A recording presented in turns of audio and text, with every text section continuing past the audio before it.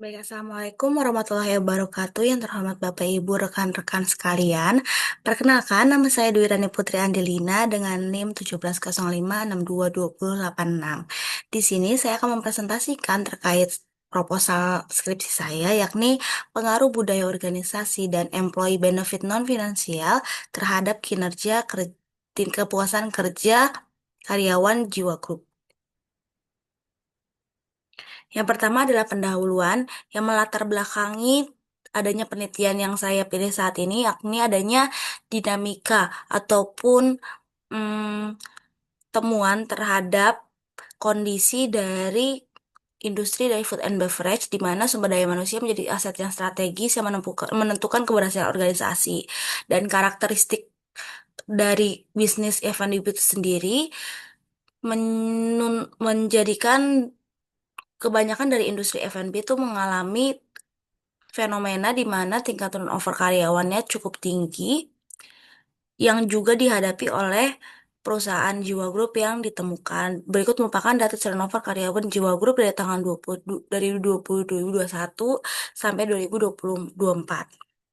Nah, tingginya turnover ini mengindikasikan adanya permasalahan kepuasan kerja dikarenakan eh, dapat ditarik kesimpulan bahwa tingginya turnover ini dipengaruhi salah satunya adalah karena kurangnya adanya permasalahan pada kepuasan karyawan seperti itu. Selanjutnya, selain itu juga yang melatar belakangnya terjadinya penelitian ini karena hasil prasurvei yang dilakukan menunjukkan bahwa budaya organisasi dan employee benefit non-finansial ini merupakan dua faktor yang paling dominan dalam mempengaruhi kepuasan kerja dibandingkan faktor-faktor lainnya. Dan hasil prasurvei ini merupakan hasil yang ditemukan oleh saya setelah saya melakukan survei kepada 30 orang sebagai responden. Nah, selain itu melihat dengan budaya organisasi yang dimiliki Ujiwa Group itu yang berlandaskan nilai do it for excitement, do it for the love, and do it for the people, ini tuh memiliki potensi yang sangat baik untuk memberikan dampak yang baik pada perusahaan. Namun, melihat perusahaan Jiwa juga merupakan suatu perusahaan yang baru berdiri, maka efektivitasnya masih perlu dikaji, khususnya dalam kaitannya dengan kepuasan karyawan. Di sisi lain, employee benefit non-finansial itu seperti pengembangan karir, pengakuan, dukungan organisasi ini menjadi relevan, terutama bagi generasi muda yang menjadi generasi yang mendominasi tenaga kerja saat ini. Selanjutnya untuk pertanyaan penelitian yang melandasi penelitian saya, yakni apakah budaya organisasi Jiwa Group berpengaruh terhadap kepuasan kerja karyawan, kemudian juga employee benefit berpengaruh terhadap kepuasan kerja karyawan dengan tujuan untuk mengetahui pengaruh dari kedua variabel tersebut terhadap kepuasan kerja karyawan Jiwa Group, yang dimana penelitian ini bermanfaat untuk secara teoritis pengayaan literatur MSDM khususnya di industri F&B dan kontribusi terhadap kajian budaya organisasi dan benefit non finansial dikarenakan adanya gap ataupun perbedaan terhadap kajian untuk kompensasi yang kebanyakan saat ini, yakni kompensasi employee benefit finansialnya.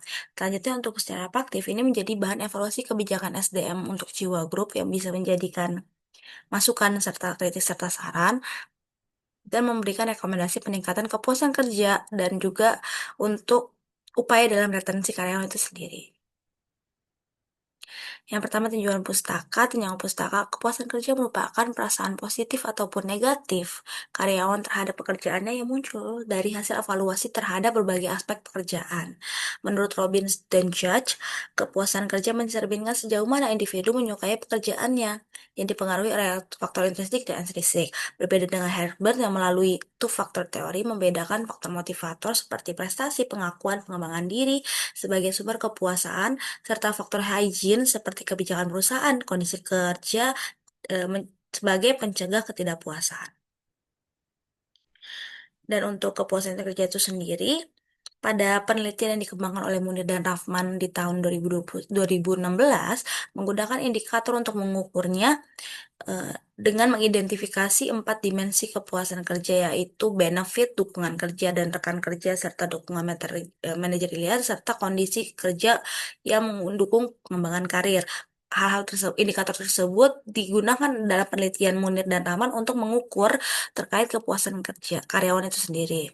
Dan melihat konsep job description index dan diaplikasikan ke dalam konteks jiwa grup untuk menjadi indikator yang mengukur kepuasan kerja dan juga disintesiskan dengan indikator yang dipilih oleh eh, Munir dan Rahman di 2016 tersebut. Dimensi kepuasan kerja meliputi pekerjaan itu sendiri, atasan, rekan kerja, serta kesempatan pengembangan dan promosi karir. Dan indikator tersebut hasil sintesis dari beberapa penelitian tersebut yang menjadi indikator yang mengukur kepuasan kerja untuk penelitian ini.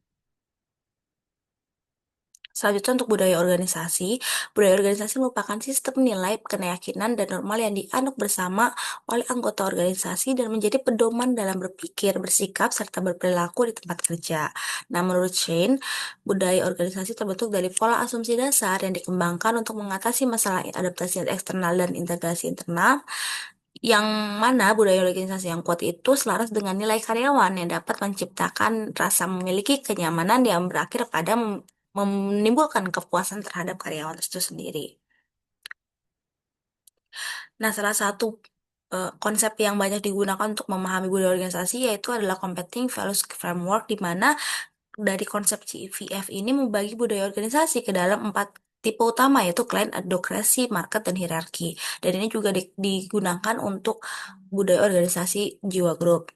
Namun, untuk dapat mengukur dari budaya organisasi yang sudah kita petakan di CVF ini, kita menggunakan instrumen Organization Culture Assessment Instrument, di mana ini tuh melalui dimensi karakter dominan dominan organisasi, kepemimpinan, manajemen karyawan, perekat organisasi, penekanan strategi, dan kriteria keberhasilan sebagai indikator yang mengukur budaya organisasi itu sendiri.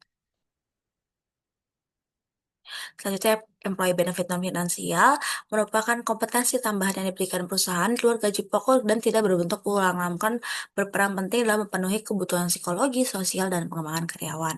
Manfaat ini meliputi pengakuan, kesempatan pelatihan dan pengembangan karir, fleksibilitas kerja, fasilitas mendukung, serta keseimbangan kerja dan kehidupan pribadi. Nah, kalau untuk budaya organisasi, kita dapat melihat dari teori of organizational support, di mana benefit non-finansial berfungsi sebagai sinyal bahwa organisasi menghargai kontribusi dan peduli terhadap kesejahteraan karyawan. Yang kemudian membentuk perceived organization support atau POS, yang dibangun, dan POS ini dibangun dari keadilan organisasi, dukungan atasan, serta kebijakan kondisi kerja yang mendukung. Nah, ini juga yang menjadi indikator untuk mengukur budaya organisasi pada penelitian ini gitu. Berbeda dengan kompensasi finansial yang berniat jangka pendek, employee benefit ini tuh cenderung untuk meningkatkan motivasi intrinsik dan menghargai pengembangan diri dan yang pengembangan diri dan pengalaman kerja untuk dalam konsepnya menimbulkan kepuasan kerja di jangka panjang. Berikut merupakan kerangka teori dan hipotesis, di mana hipotesis pertama itu budaya organisasi berpengaruh positif dan signifikan terhadap kepuasan kerja, dan hipotesis kedua, employee benefit non finansial berpengaruh positif.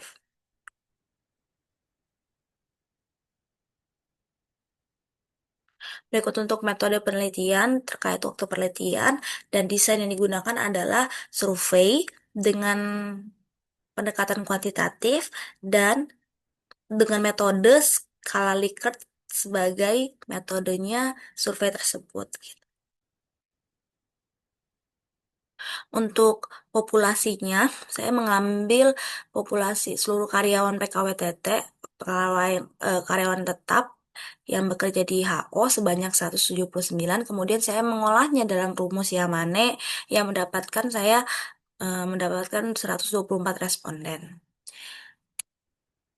sebagai respondennya. Berikut untuk penyusunan instrumen untuk variabel kepuasan kerja dengan indikator yang sudah disebutkan. Berikut merupakan instrumen untuk variabel budaya organisasi dengan indikator yang sudah disebutkan. Dan berikut merupakan instrumen untuk variabel employee benefit non-finansial untuk indikator yang sudah disebutkan.